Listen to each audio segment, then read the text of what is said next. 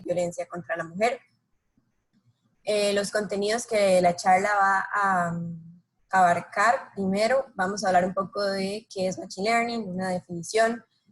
Vamos a explicar un poco de qué es aprendizaje supervisado, específicamente regresión logística, que es en lo que va a estar centrada prácticamente toda la charla.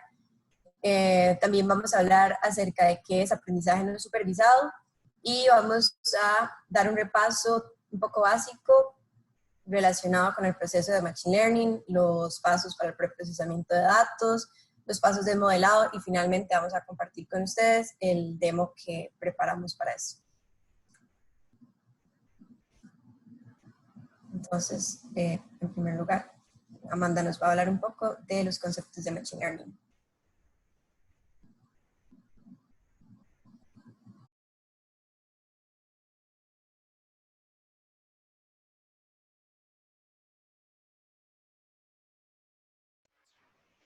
Hola, buenos días. Yo soy Amanda y vamos a empezar con la charla. Lo primero que debemos saber es qué es Machine Learning. Machine Learning es un área de, de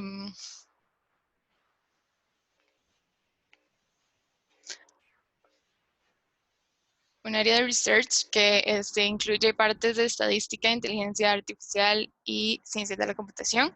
También se le conoce como análisis predictivo o aprendizaje estadístico. Ejemplos donde se usa Machine Learning, recomendaciones automáticas, por ejemplo, en Netflix cuando nos recomienda películas o en Spotify cuando nos recomienda canciones. También face recognition, como ahora con los teléfonos que uno puede desbloquear el celular utilizando la cara. Y en problemas científicos de todo tipo, de biología, de geología, de química y de todo lo que haya en datos básicamente. ¿Cómo funciona Machine Learning? Machine Learning lo que hace es inferir o aprender de los datos. Entonces, un programa de computación se dice que está aprendiendo de la experiencia E, es decir, de los datos con respecto a una clase de trabajo T con una medida de desempeño P. Si el desempeño que tiene el trabajo medido por la medida, valga la redundancia P, si el trabajo se mejora con la adición de datos. Es decir, si cuando yo le aporto más datos al modelo, el modelo va entendiendo qué es lo que está pasando con los datos. Entonces, tenemos dos tipos de Machine Learning. Está el aprendizaje supervisado y el aprendizaje no supervisado. En el aprendizaje supervisado, el usuario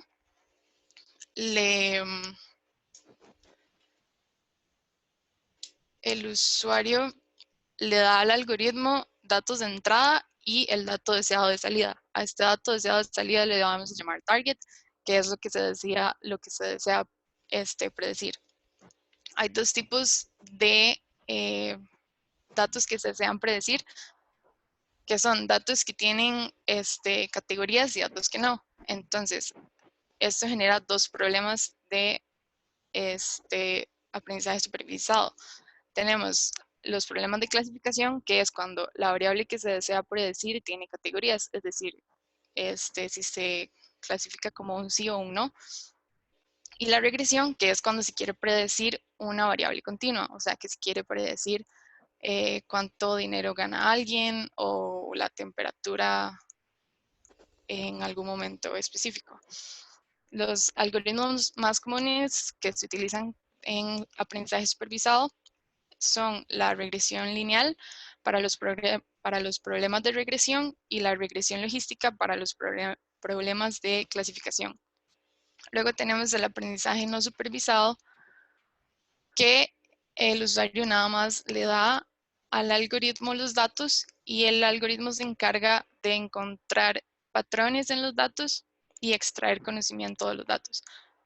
Este aprendizaje no supervisado se utiliza principalmente para abarcar dos problemas. Primero, las transformaciones no supervisadas, que lo que se encarga es de agarrar un dataset y transformarlo para que sea más fácil para la computadora como entenderlo. Entonces lo que hace es sacar las características principales de un dataset. Luego están los algoritmos de clustering, que lo que hacen es agarrar los datos y empezar a dividirlos o agruparlos por observaciones que tengan características similares. Los algoritmos más utilizados en aprendizaje no supervisado son análisis de componente principal para transformaciones no supervisadas y k-means para algoritmos de clustering. Para este webinar lo que vamos a usar es regresión logística, entonces tenemos la ecuación de la regresión logística. A la izquierda de la igualdad lo que tenemos es la probabilidad de que una observación sea clasificada como una categoría. Del lado derecho tenemos la ecuación en sí, ¿verdad?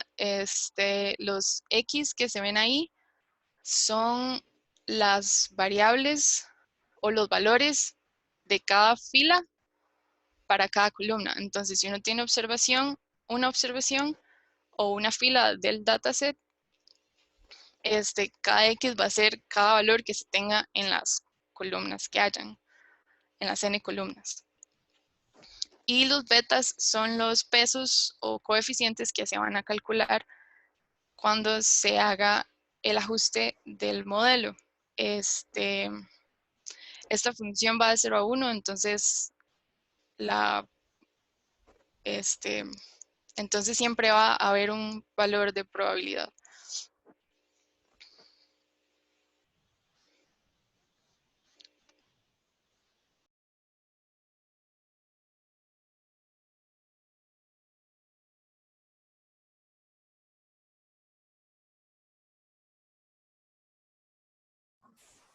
Listo, entonces ahora vamos a hablar un poco de lo que viene siendo el proceso de Machine Learning. Vamos a hablar de algunos pasos que son importantes para el preprocesamiento de los datos.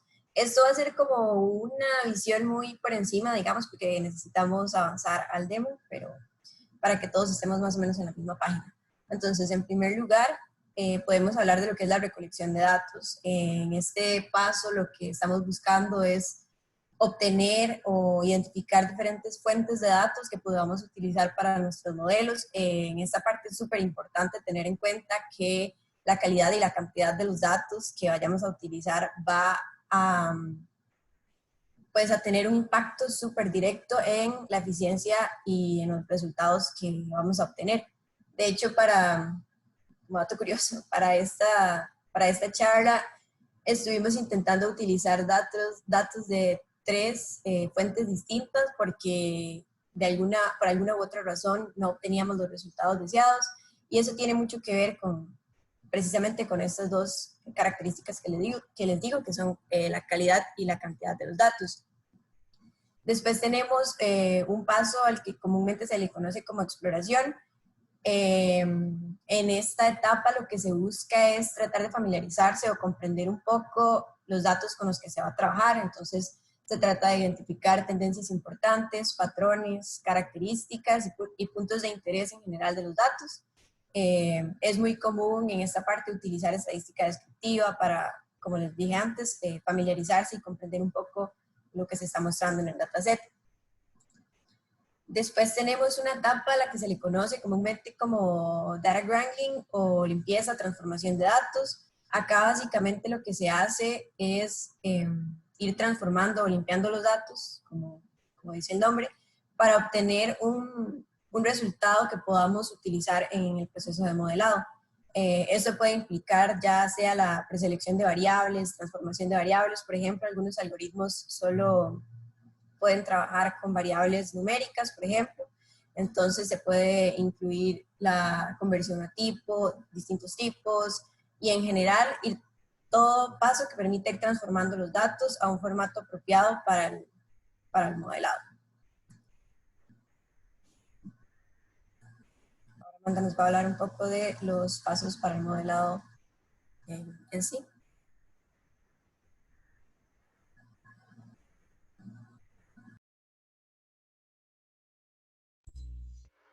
Y cuando ya tenemos los datos listos para empezar el proceso de modelaje, vienen los siguientes pasos. Lo primero es definir el target o la variable que se desea predecir. Usualmente la variable ya viene lista, o también hay casos en los que uno tiene que cruzar varias variables para realizar el target que se desea. Luego está el feature selection o selección de variables, que lo que se hace es reducir la cantidad de variables que van a alimentar al modelo y solo mantener las más útiles. Esto para evitar overfitting o sobreajuste, que es cuando el modelo se ajusta perfectamente a los datos que se tienen o los datos con los que fue modelado, pero cuando ese modelo se desea utilizar para predecir sobre otra base de datos, no lo sé correctamente porque estaba nada más ajustado para esos datos en específico. Entonces, por eso esta parte de feature selection es tan importante. Luego viene el fitting o el ajuste, que ya es el proceso en sí donde se optimiza el algoritmo. En el caso de la regresión logística, el ajuste o el fitting lo que hace es encontrar los betas de los que hablé anteriormente. Ya con el ajuste hecho se puede predecir sobre los datos utilizados para ajustar el modelo y sobre otros datos. Por último, tenemos las métricas de evaluación. Estas son funciones que se utilizan para saber qué tan bien está desempeñándose el modelo. Para comparar modelos también se utiliza, y esto para elegir un modelo que sea óptimo. Usualmente esto no va a salir a la primera, entonces las métricas son importantes para poder elegir bien cuál modelo se va a utilizar. Ahora Lucy nos va a hablar un poco del demo.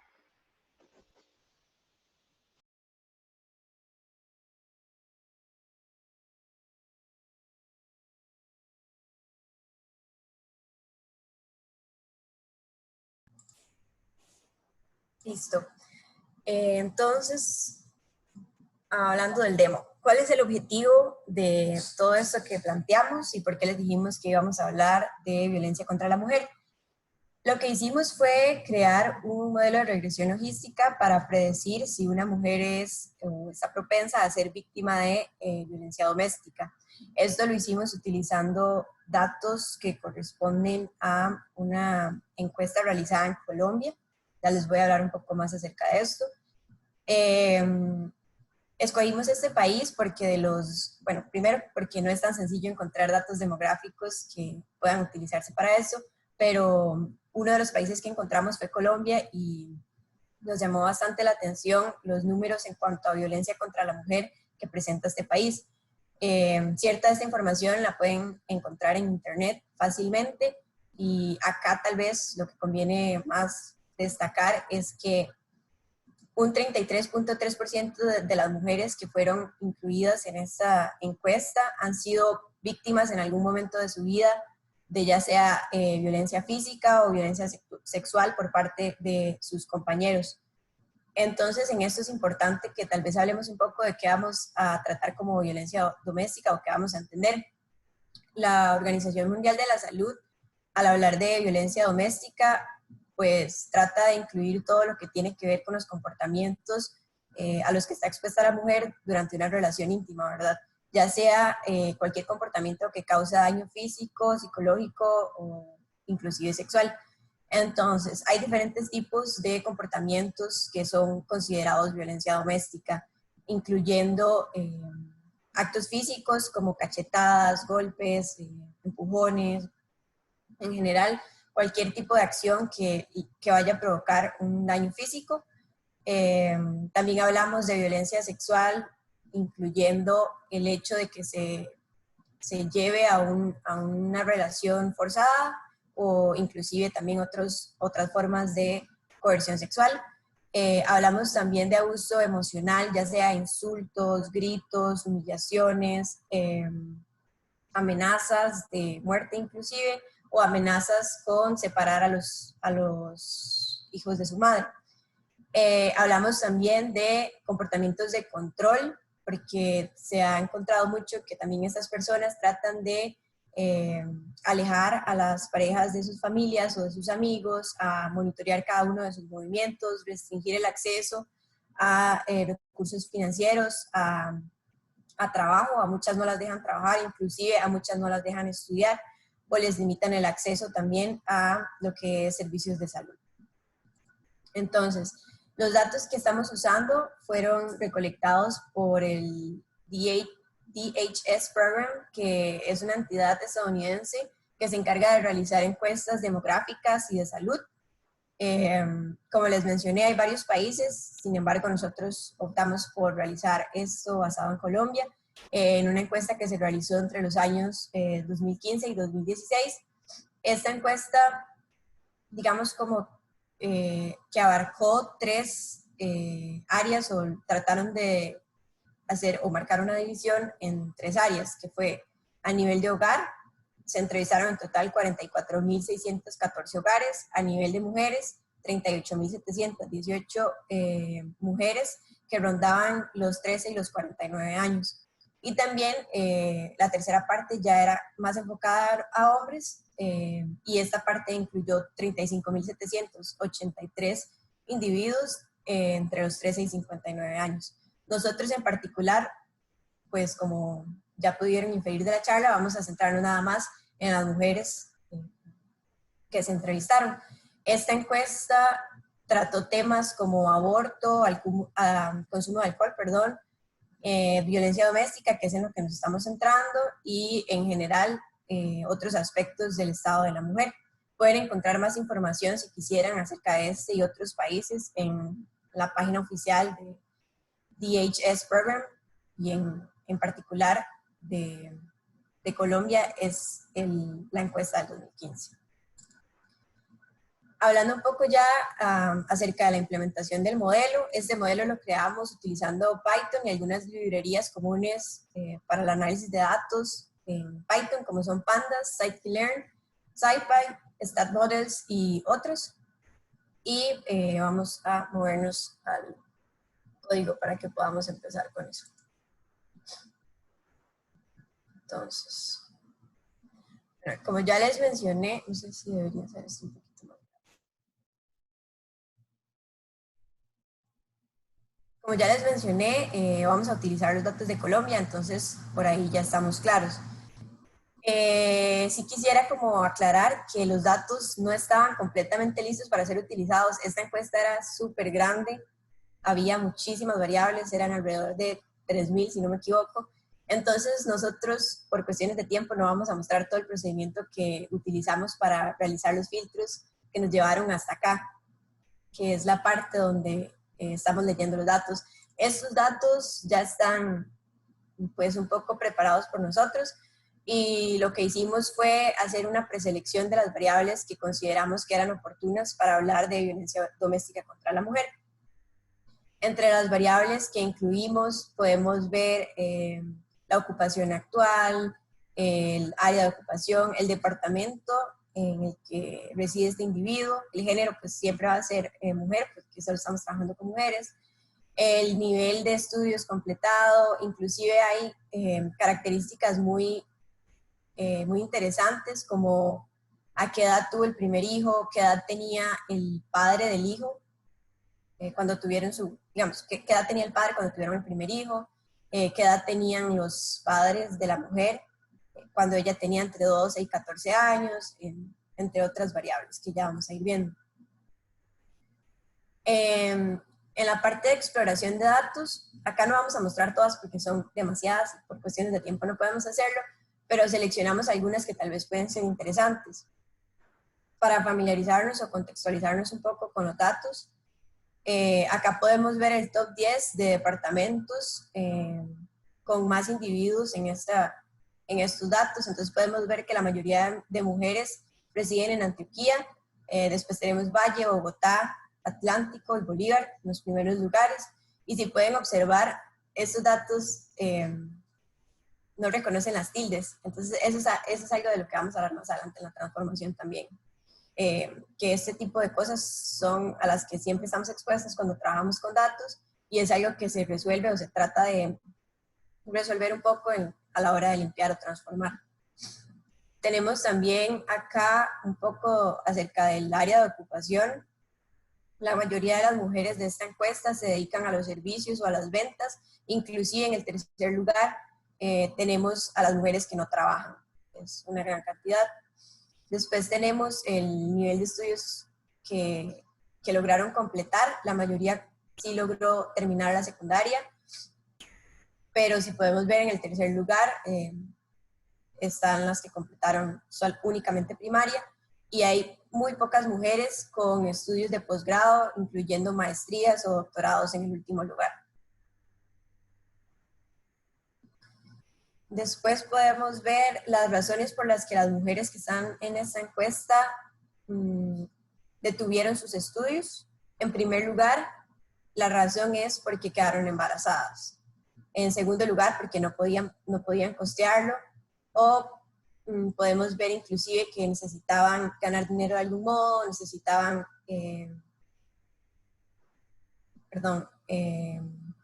tuvieron que casarse o distintas razones, pero en primer lugar tenemos que quedaron embarazadas.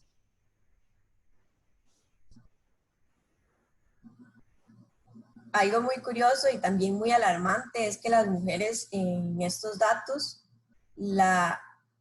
la mayoría tuvieron su primer hijo a los 17 años. Y si podemos ver los primeros 5 lugares, todos son menores de 20 años. Entonces la mayoría de mujeres en este sondeo tuvieron su primer hijo muy, muy jóvenes. La edad del padre, el momento de tener el primer hijo, también es un poco alarmante. La mayoría, en los primeros al menos 5 lugares, todos tenían más de 20 años. Eso quiere decir que sí había una diferencia de edad bastante notoria entre el padre y la madre. Después tenemos un indicador que refleja si estas mujeres han trabajado o no en algún momento de su vida, y tenemos una gran cantidad que no ha trabajado nunca. Ahora Amanda nos va a hablar un poco acerca de la definición del target. Bueno, me parece que podría continuar acá. Yo sé que Amanda les mencionó durante la teoría que hay algo a lo que llamamos target, que es la variable que queremos predecir. En este caso, nosotros la definimos, es una columna extra en el dataset con unos o ceros que indican si una persona fue o no víctima de violencia doméstica. Entonces, ustedes se preguntarán cómo hicimos para determinar si esta persona fue víctima o no. Nos basamos en prácticamente todos los comportamientos que mencionamos antes, que la Organización Mundial de la Salud ha definido como parte de violencia doméstica. Entonces, inclusive pueden encontrar variables como si fue forzada a tomar anticonceptivos, si tuvo la última palabra o no al decidir tener sexo, si fue amenazada con un arma, si fue amenazada con ser expulsada del hogar, si fue golpeada. Todo esto está incluido en los datos que estamos utilizando. Entonces, preseleccionamos algunas de estas variables y las utilizamos para definir el target. Entonces, nada más como para dejarlo claro, todas las mujeres que fueron víctimas están identificadas con un 1 y las que no con un 0. Hay algunas variables que, vamos a ver, todas estas variables que utilizamos en el target tuvimos que después removerlas para que no interfirieran con el entrenamiento del modelo. Entonces, en esta parte, más que todo, lo que se hace es acá definir el target, se utilizan todas estas variables y después se eliminan del dataset para que no interfieran con el modelo. Si vemos acá la distribución o la cantidad de mujeres que han sido víctimas y las que no han sido, es aproximadamente un 39.92% de todas las observaciones en estos datos indican que las mujeres han sido víctimas. Eso quiere decir que casi el 40% de las mujeres ha sido víctima de algún tipo de violencia doméstica, incluyendo cualquiera de los comportamientos que anteriormente mencionamos. Y ahora sí, Amanda va a empezar a hablarles un poco de la transformación y limpieza de datos que hicimos acá.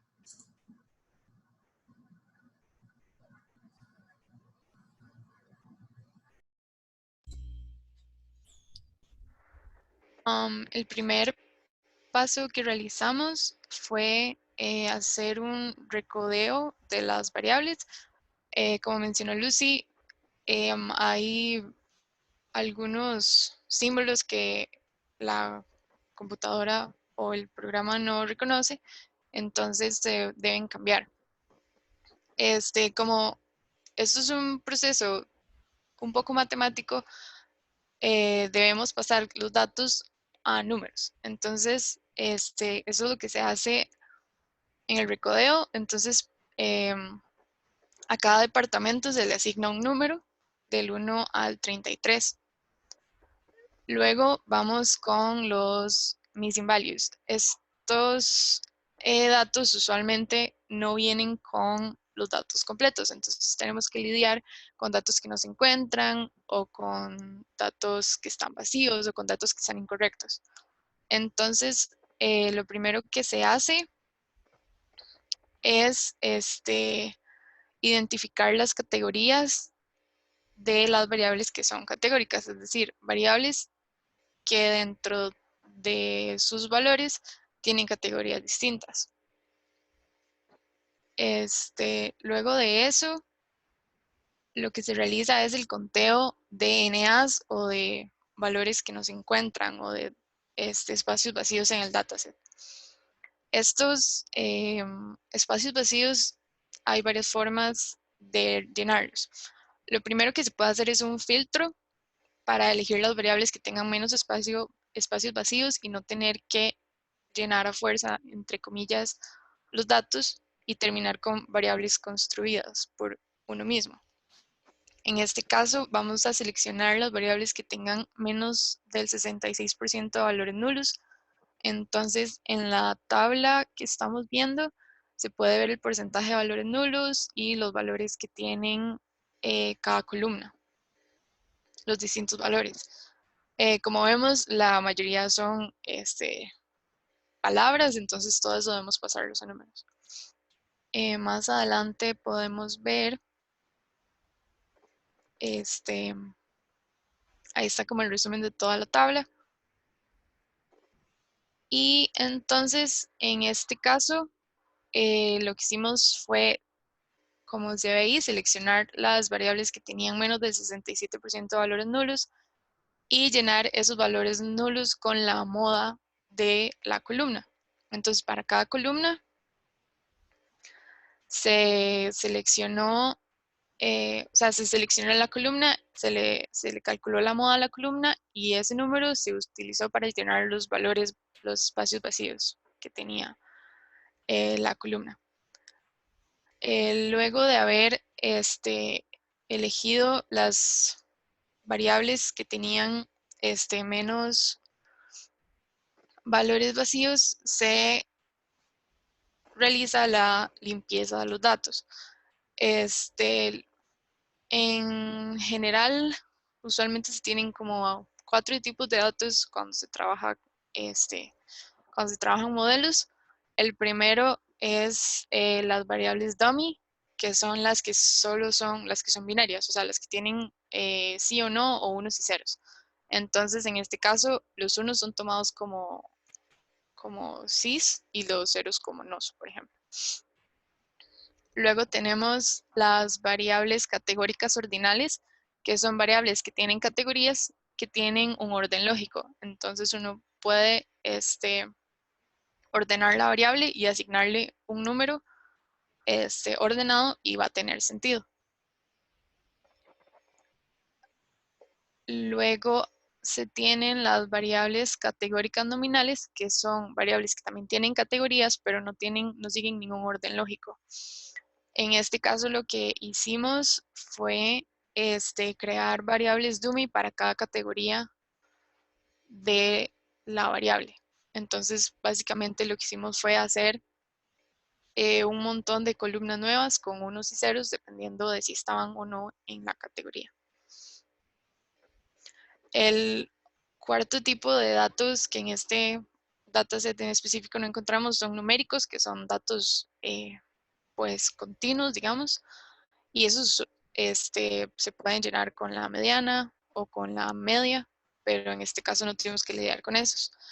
Al final, volvimos a hacer como el resumen de los datos para verificar que ahora tenemos tenemos valores que son numéricos y que no tenemos ningún valor nulo. Entonces ya teniendo estos datos limpios, se puede empezar el proceso de modelaje.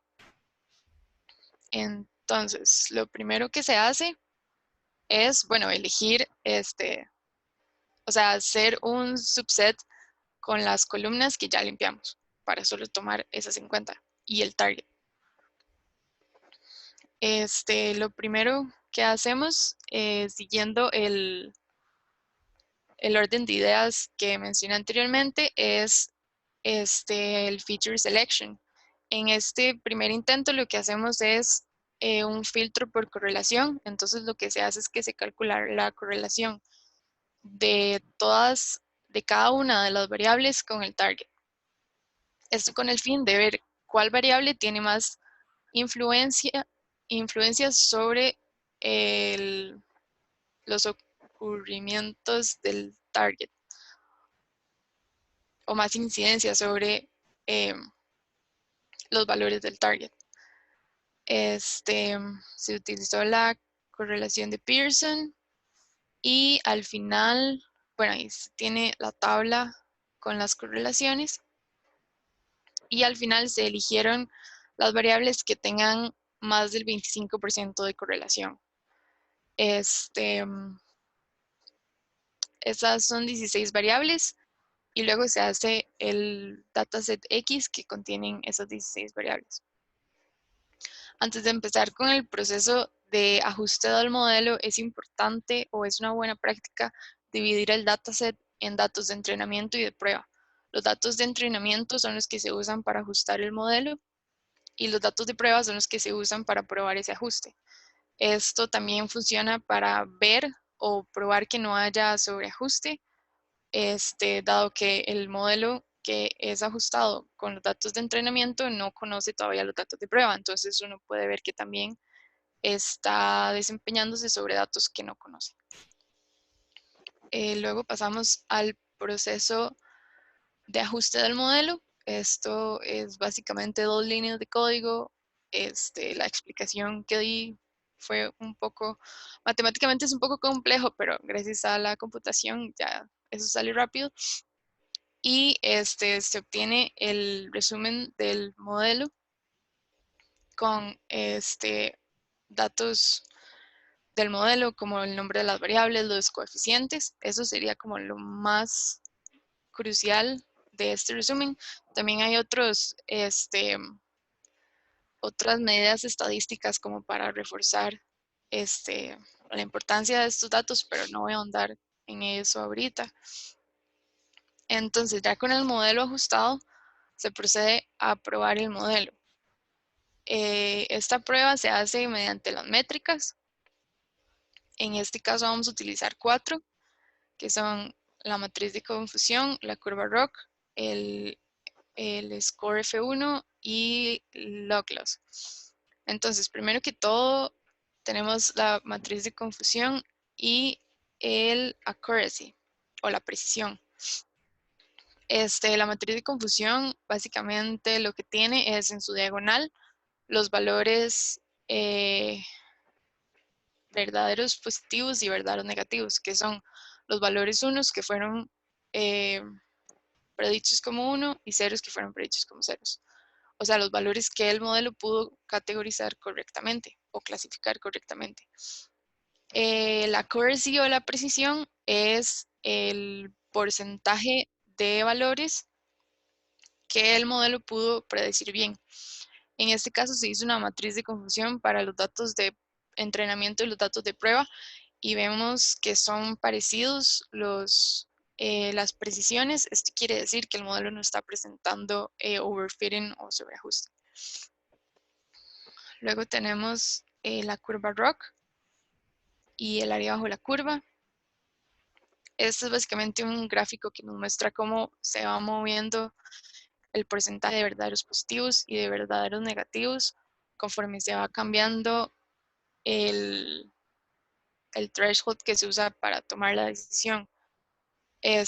Básicamente en la regresión logística, como nos devuelve la probabilidad, uno tiene que elegir un límite o un corte donde se dice si son unos o ceros. Usualmente se utiliza 0.5 como corte, entonces si la probabilidad es mayor a 0.5 se va a clasificar como 1 y si es menor se va a clasificar como un 0. Entonces, en la curva ROC lo que se hace es ir moviendo ese 0.5 para abajo y para arriba y ver cómo va cambiando la cantidad de verdaderos positivos y verdaderos negativos. Entre más área abarque esta curva a la izquierda de la línea roja, se dice que el modelo está prediciendo mejor. Esto se hizo nada más para los datos de prueba. Y el AUC es el área que está bajo esa curva que se forma. Luego tenemos el F1 score, que también es una métrica de accuracy o de precisión.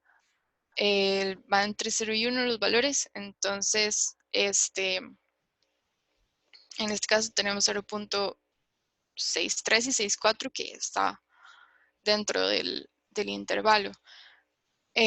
Vale recalcar que usualmente los valores que se quieren están entre,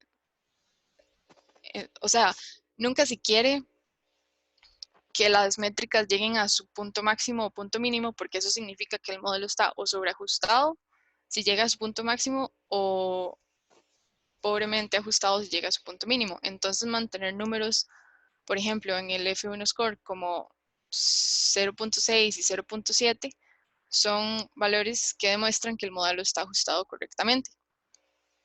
Por último, están las métricas de pérdida, que bueno, en este caso es como qué tanta información se está perdiendo con este modelo. En este caso más bien queremos que la pérdida sea baja. Los valores normales para esta pérdida es entre 0 y 10, o sea, los recomendados. Estamos en 7.5, entonces no se está perdiendo tanta información. Luego, no estábamos muy felices con este modelo, entonces lo que se hizo fue elegir una selección de variables más sofisticada. Esto para demostrar que no siempre el primer modelo que uno hace es el mejor que se encuentra.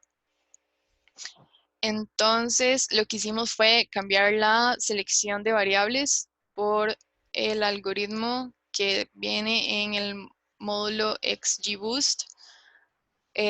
Básicamente trabaja con árboles, pero no voy a adentrarme mucho en cómo funciona esto. Básicamente, esta selección de variables seleccionó 10 variables que vamos a utilizar para ajustar este modelo. De nuevo se divide el dataset en datos de prueba y de entrenamiento y se ajusta el modelo utilizando la misma función de la vez pasada, obteniendo entonces este modelo o este resumen del modelo. Aquí lo importante de ver es la relación que tienen los coeficientes con el nombre de las variables. Esto porque la función o la ecuación de la regresión logística es una función creciente. Eso quiere decir que si yo le doy a la función logística un valor bajo, me va a devolver una probabilidad baja. Y si le doy un valor alto, entonces me va a devolver una probabilidad alta. Esto se ve reflejado en los coeficientes que obtuvimos. Los que llaman más la atención es el de menos 0.6934, que está asociado a la variable de donde la pareja fue celosa. En este caso, por como limpiamos las variables, esta variable lo que significa es que la pareja no fue celosa o no tuvo pareja que fuera celosa. Entonces, esto está asociado con un coeficiente bajo. Esto tiene sentido porque si los celos son un signo de violencia o como uno de los primeros pasos. Y el otro que llamó la atención fue que está aquí subrayado, que es el de si la pareja gastó toda la plata del hogar y tiene un coeficiente muy alto. Entonces, vemos que usualmente la gente que presenta valores estas, eh, en estas columnas de si la pareja le gastó el dinero y si la pareja fue celoso en un lugar público o privado, están influyendo sobre que el modelo prediga que la persona ha sido víctima de violencia.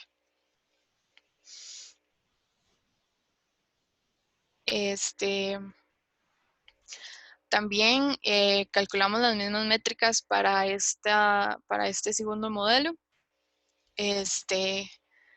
Y bueno, creo que podemos pasar al cuadro de resultados. Bueno, primero, básicamente la curva ROC se ve mejor, o sea, como que abarca más área a la izquierda de la línea roja. Entonces eso demuestra que el modelo mejoró, o sea, mejoró la forma en que está prediciendo.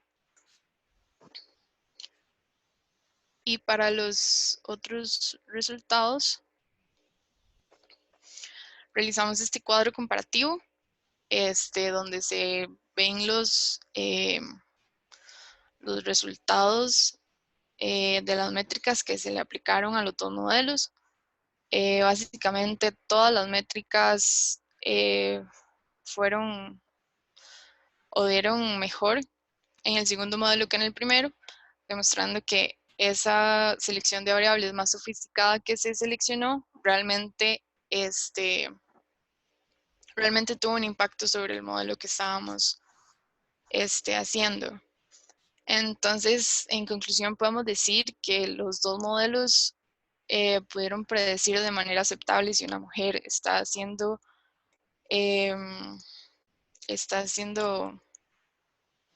susceptible a sufrir violencia doméstica. Y también concluimos que con una selección de variables más compleja se pueden encontrar modelos más que predigan de mejor manera. Y bueno, estas son las referencias que utilizamos y eso sería todo lo que tenemos preparado. Si tienen alguna pregunta, ahorita se va a abrir parte o se va a separar espacio para responder preguntas y si no, entonces ahí están los correos, el mío y el de Lucy, por si tienen alguna pregunta. Este video se les va a estar enviando, al igual que la presentación. Entonces, muchas gracias.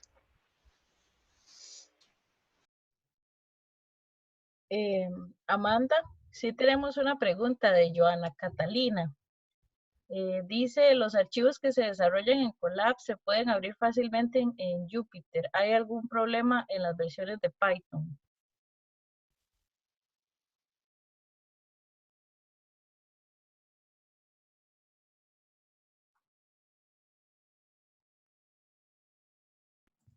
Gracias, estaba tratando de desmutearme hace rato para contestar esa pregunta. Sí se pueden importar tanto de Jupyter a Colab como al revés, digamos, viceversa, también se pueden utilizar. No estoy segura con las versiones, porque en este caso utilizamos la misma versión, digamos, inicialmente estuvimos desarrollando esto, la exploración y la limpieza en Jupyter, y después nos trasladamos acá y no tuvimos problema porque estábamos usando la misma versión de Python, pero habría que revisarlo. Lo que sí sé es que sí se puede importar sin problema el notebook desde Jupyter. Y claro que sí vamos a compartir tanto el notebook como la presentación para que puedan verlo con más detalle y travesear si están interesados también en crear sus propios modelos. ¿Qué sería más?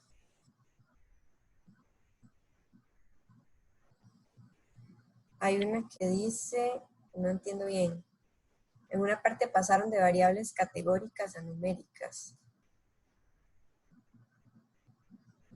Pero no entiendo la pregunta.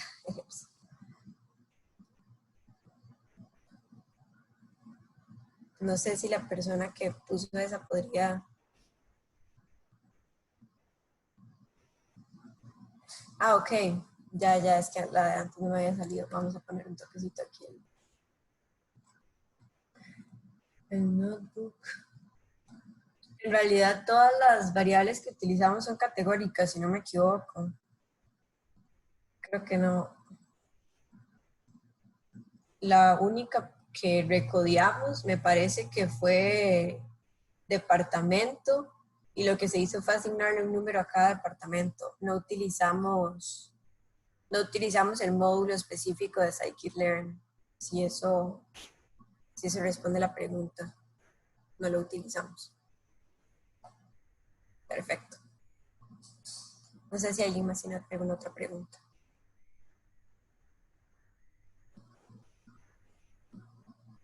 Si no, yo creo que estaríamos. Muchísimas gracias a todos por su tiempo, y si se les ocurre alguna pregunta cuando les llegue el notebook o la presentación, pueden escribirnos a nosotros y con todo el gusto les ayudamos. No, en este caso no hicimos ningún balanceo de la muestra porque estaba bastante balanceado. Si recuerdan cuando les mostré acá la definición del target, acá tenemos la cantidad de ceros y de unos, consideramos que estaba lo suficientemente balanceado para crear el modelo así. Entonces no realizamos ningún ejercicio de balanceo de muestra.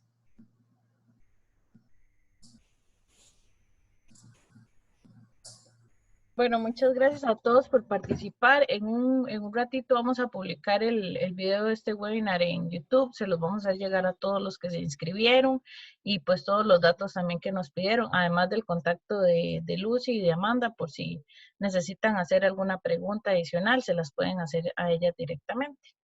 Entonces, muchísimas gracias a todos y los esperamos en el próximo webinar que organicemos.